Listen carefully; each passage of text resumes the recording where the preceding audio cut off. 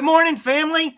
I'm excited to be with you all today. I have a special guest, Pastor Steve Cioccolanti, and from Discover Church, and we're excited. We're going to interview him about some of the things that are happening in tribulation and things that are happening in the world right now with the Israeli war.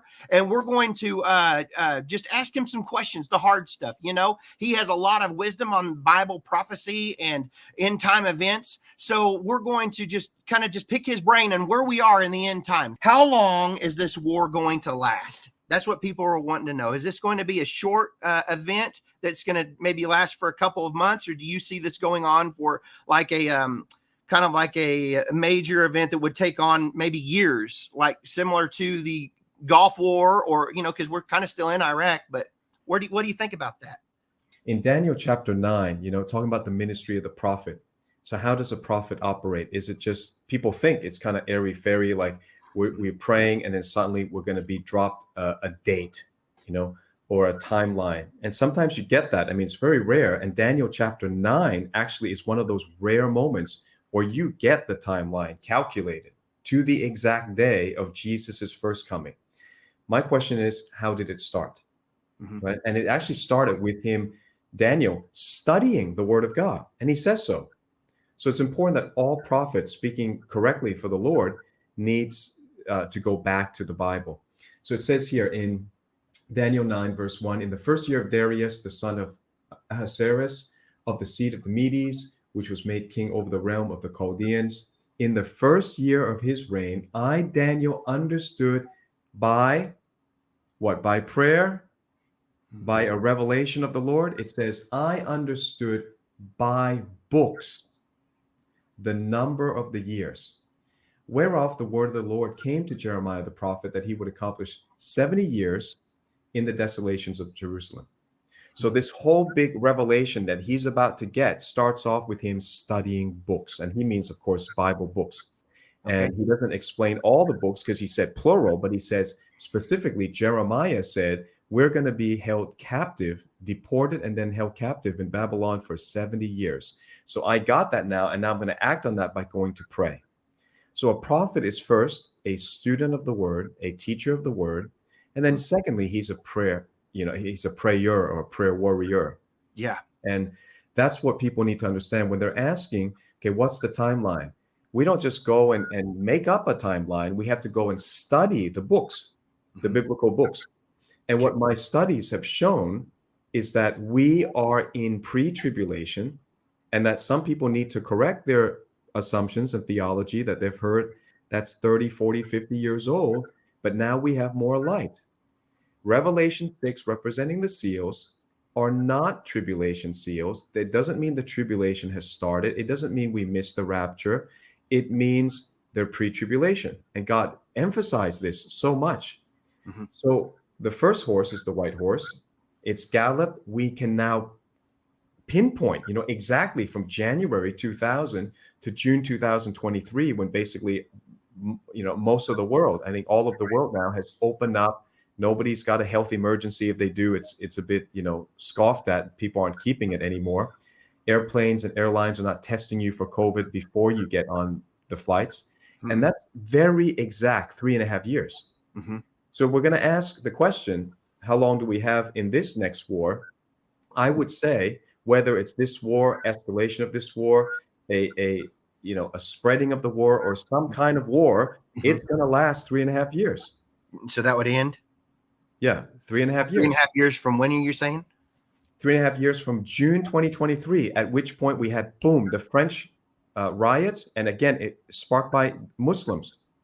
It was the killing at a traffic stop of a guy that was a known, he had a criminal rap sheet. Yeah. And he's underage. He shouldn't have been driving, but they turned it into a religious war where they said, well, white French police killed a Muslim truck driver. Right. But they didn't say anything about his history, and he's a criminal, basically. But then they used that to instigate Europe-wide, continental-wide riots. Right. So it's a sign that the red horse has something to do with Islam. But then it spread to the fires of Maui. It's something very strange, because a great sword is mentioned in the red horse, a great sword. Oh, wow. Back then, they don't have direct energy weapons. They wouldn't have such things like EMPs, Right. Electromagnetic pulse bomb. So all John could say was there was a great sword. Wow. So That's we awesome. are exactly in the timeline. And then we come to October 7, and we have this thing that took all of us by surprise, but we know Right. we're in the zone of the red horse. Mm-hmm. So far, the theory pans out. Now, the theory can be falsified if we have in the next 2.5 years just perfect peace, then we're done. We're going to say we're not in the pre-tribulation signs. The horse is not galloping, but so far everything is working. And I would remind you of your own revelation from God that lines up with this Revelation 6, that you heard about Saudi Arabia and you heard about the price of oil. Right. Remember that? Yes. When the Lord told me, he said, you're going to see overnight in a 24-hour period. He said, you're going to see something significant in the Middle East. And he said, when this happens, he said, oil will go over $200 a barrel. And it will be a major event all around the world. And people, he told me, he said, people are going to become angry at Israel and about what's about to happen. It would be like I guess the word to be anti-Semitism, like against the Jewish people. And so they were like blaming them because of what happens, because I guess it's a retaliation from Israel doing something to another country in the Middle East. And I believe it'd be Iran and Saudi Arabia and these people, because I remember, and even in this, the Lord showed me that the Prince of Saudi Arabia was going to join forces with China and Russia and make secret deals. And so I believe all this is just going to keep escalating, Yeah, well, there's news coming out right now just on that their plan basically is to create the BRIC system to replace the US petrodollar. And Saudi Arabia is the linchpin of the US petrodollar system. Right. The reason that America can be, if I may say, not so productive in manufacturing, right? Not really an economic powerhouse. We're just a bunch of spenders and consumers. How is that possible? Because it's the one currency in the world that everybody has to use to buy petrol and other commodities. Usually other commodities like gold is denominated in US dollar. So the US dollar has this unnatural privileged position that Saudi Arabia, Brazil, which has now turned very radically left. It went from conservative under Bolsonaro to now Lula, who's a Marxist. So the news today that I was reading in the morning was that Argentina looks like it's going to flip to the conservative side.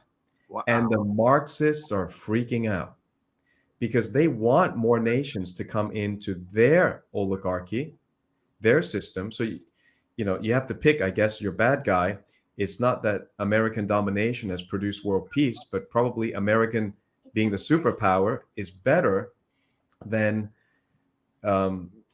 China and communist Brazil and whoever else is going to join this BRIC system. So they're kind of losing grip of Argentina if the election, goes through the way that the people want to vote. They want a populist man who's an economist, very well read. He totally dislikes communism. He says he won't even trade with China and Brazil because they're communists. Wow. So we're actually winning in many, many fronts. We Christians are praying now the right prayer. We're not just saying, slap us one way, kill our baby, kill another baby. We're saying enough is enough. And we have authority on the earth to exert Jesus's standards and his righteousness without becoming Pharisaical and legalistic. Okay. That part we've corrected. Now we've swung so far to the grace part that we've lost touch of any sense of morality and justice. Right. And we're kind of making peace with the devil is what the body of Christ is doing. We're coming now to a balance where we got to learn biblical justice. That's really the main thing.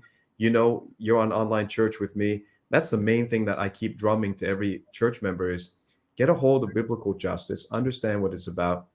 So back to Saudi Arabia. Saudi Arabia obviously wants to change the system. They're not going to have oil forever. They want to make profitable alliances with China. They're only thinking about money. They're not thinking about morality and prophecy. But all of it is going to end up fulfilling prophecy. According to my timeline and my interpretation, it's not my timeline, but my interpretation of Revelation 6 is you've got another 3 years of the red horse. Then exactly when that ends, we should see the black horse. What color is black that the whole world has to consume? It's petrol. Hmm. So the black horse is indicating that something's going to happen to oil. And it lines up with what God has shown you, Brandon, that Wow. Saudi Arabia is trying to disrupt or threaten America when it's weak. And I think it can do it when Biden is in. I don't think it can do it when Trump's in. So the process may start, but I would think that if you're trading and doing things like that, don't ever make financial decisions based on words of prophecy, because God does not give us the exact timeline Right. unless it's a Daniel 9 moment. And I think the Revelation 6 is very close to the Daniel 9 moment. But money is going to be the last thing you're thinking about when there's global famine and people are, So the black horse represents oil. It doesn't represent a global famine. They tie into each other because everything on earth, the price of every commodity is tied to the price of transportation. Uh-huh. So if oil goes up, your food goes up. So if you're a globalist trying to make people starve and hungry and die, you don't have to go to every corn farmer, every wheat farmer, every barley farmer. You can attack a country like Ukraine, which is a major supplier of food. That's Okay. one way to make the price go up. But all you have to do is just control the price of oil, and you can lower, or raise the price of everything that people depend on to live. And Trump understood that. So that's why Trump said, I'm not going to deal with every industry. I can't do that as one man, but I'm going to deal with OPEC. I'm going to deal with Saudi Arabia. I'm going to make sure that they produce enough oil, and we are going to become energy independent ourselves as Americans. And Right. so you saw everybody's standard of living was higher because the price of everything was lower. He did that by just addressing oil. Mhm. Biden is doing the opposite thing. And people who are supporting Biden, you just need to, check your own bank account and bills, and you can see Mhm. the inflation is much higher than they're revealing. The official stats must not be accurate Yeah, it because could be. people feel the pain. Oh yeah, for sure, for sure. So they're tied in. To answer the question, the black horse has black as a symbol for you to know, hey, what are we talking about? What's God trying to tell us? Oil is black. It's the blackest thing that anybody has to deal with every single day. That's the thing we all deal with. But it's tied into the global famine because when food shortages come, it's going to be related to lack of transportation. So that would be a 3.5 years. And then we're going to see another 3.5 years of some kind of I believe, for what I've seen prophetically, as a 3.5 years of a plague. So after that takes place, do you see the rapture of the church coming anytime soon? Or do you feel that we are still quite a ways away from the rapture of the church? I think the ideal window is the anniversary of Jesus's resurrection, because it's the type, right? He's resurrected. 2,000 years later, we're resurrected. The dead in Christ are resurrected, and we who are alive and remain get raptured. It would be a perfect fulfillment, but God doesn't always have to keep our calendar. He's got his own calendar. We could have, slight miscalculations, but we're really not far off. I think that we have a good 10 years to get our lives right, stop sinning, start giving, start going, go on missions. Americans are the most blessed Christians in the world, and yet the most spoiled Christians. If you've got, anything, your standard of living in America far exceeds most of the world. Right. And as a Christian, we waste so much money in America building church after church that remain empty 5 days a week. I don't understand it. I don't get it. If you have that kind of resource, at least get yourself out and preach the gospel in Thailand. Come with me to Saudi Arabia. Come and see. I'm going in February. Come and see. Wow. Go out to other nations. Get out of your comfort zone, because you were blessed to be a blessing. We don't say that glibly. You're blessed to be a blessing. So if you're not a blessing, the blessing's going to dry up. Your blessedness is going to dry up. And that's what I fear for America, is we're like spoiled children who have wasted our inheritance so much that we didn't get the gospel out to the world the way we should have. And we just spent and consumed and lived in luxury. And I can see why a lot of people say America could be Babylon, although I don't hold that view. I think America still has a great future. You do? Wow, praise God. Well, you're looking at, so 10 years to be 2033. So about that window is what you're believing. So do you think Hamas will be crushed and just completely destroyed? Well, let me get to the Bible, okay, about Hamas, because it's very interesting. There's a law of first mention in the Bible that when a word appears for the first time, it has extreme prophetic significance for that time, but also prophetically, it's going to keep playing up. It's going to keep appearing. So, did you know that Hamas appears in the book of Genesis? Wow. No, I did not know that. Yeah, and people want to play like word games and linguistics with prophecy teachers and say, oh no, this word is in the wrong language, but God knows all the languages. And he knew in Hebrew that this word would be used in Arabic 2,000 years later. So look at the first instance of the word Hamas, okay? Here it is. Genesis chapter 6, verse 11. The earth also was corrupt before God. The earth was filled with violence. The word is Hamas. And the word earth is eretz. So it's a play on word. It has a double entendre. Earth in the Bible can mean the globe, the whole earth, okay, the whole planet, or it can also mean the land of Israel. So read this. The eretz was filled with Hamas. That's Genesis 6, verse 11. Wow. That's describing October 7, 2023. And that was written 4,000 years ago. And the event was 5,000 years ago, just before Noah's flood. So what did Jesus say? As it was in the days of Noah. How was it in the days of Noah? It was filled with Hamas. Wow. From Genesis to Revelation, it's just wow. That is so cool. There's no real excuse anymore to say, hey, I can't go to church. We have even an amazing pastor right here that's opened up an online ministry that we can click on an app so simple and go to prayer and go to Bible study or whatever you're needing in your life, counseling, whatever. There's all kinds of amazing sermons online on his church at Discover Church. And I encourage everybody to go over there and watch his all his archives. He is an amazing teacher of the gospel, and he's blessed me so much. So I hope he'll bless you all. I really believe he will. I really believe he will bless you.